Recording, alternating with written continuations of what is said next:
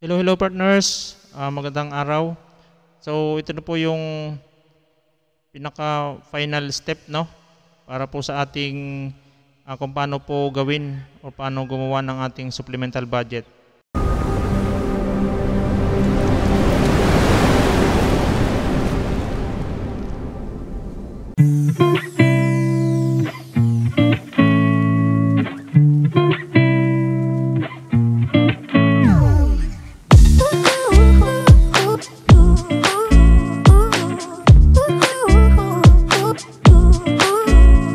So, na-discuss na po natin yung lahat ng forms, no? Nagawa na natin, nakagawa na tayo. Then, ready na po yung ating ordinance. Na-approve na po siya, yung ating resolution. Ang pinaka-last po na gagawin natin is gagawa na po tayo ng letter, no? Ito po yung letter.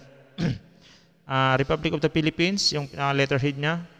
Province of, kung anong barangay, province, municipality, yung barangay. Office of the punong barangay. So, ang letter po natin ay galing kay punong barangay.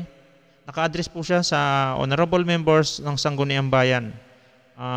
Kung kayo po ay nasa city, nasa Sangguniang Panglungsod, no? So, municipality, kung anong municipality po kayo, kung anong province. Dalagay lang po din date. Then, true, kung sino po ang inyong municipal budget officer, no? So, ilalagay po dyan kung anong municipality po or sa city budget officer, ilalagay po sa kanya po naka-true, no? Ilagay yung pangalan niya. Then, gentlemen and ladies, may I have the honor to submit herewith the 6 copies of supplemental budget number, o kung anong number po, no? Then series of kung anong year, Sangguniang Barangay of kung anong barangay po kayo, ilalagay niyo po dyan, anong province, anong municipality, for review and evaluation. So, sa napag-usapan po natin, I think mayroon po siyang pito na form, no? Pito na document. Kailangan nyo po yun i-xerox ng 7 copies each, no? Bawat document kailangan naka-photocopy siya kailangan naka-print kayo ng tig-6 na copies bawat document. So, marami po kasi pagbibigyan yan. So, dapat po niyan,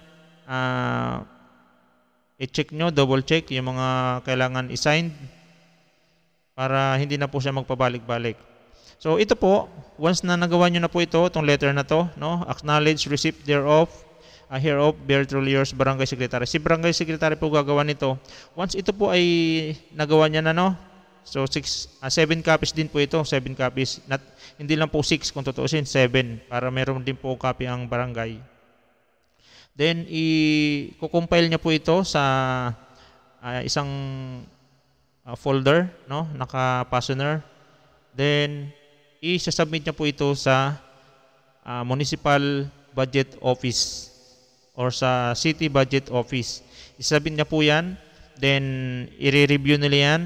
Kung sa tingin nila na okay na, wala namang problema, i-forward nila yan sa Sangguniang Bayan or sa Sangguniang Panglungsod, no?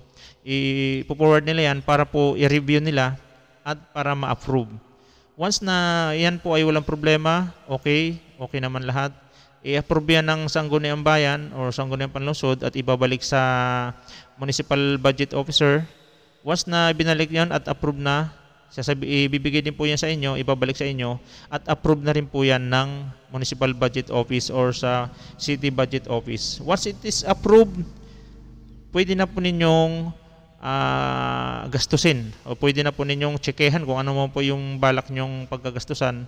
Pwede na po ninyong i-implement yung inyong gustong lagyan ng supplemental budget, no? So, ganun lang po. Madali lang po kung tutuusin ang proseso. Medyo marami lang mga pasikot-sikot ng medyo nakakalito lang. Pero once na nandyan na, mayroon na po kayong guide kung paano po gagawa ng supplemental budget. Gayahin na naman po yan. Although, mayroon naman po tayong mga soft copy na ilalagay ko yung para pwede nyo ma-download yung mga form ng ating supplemental budget. Okay? So, partners, maraming salamat po. God bless.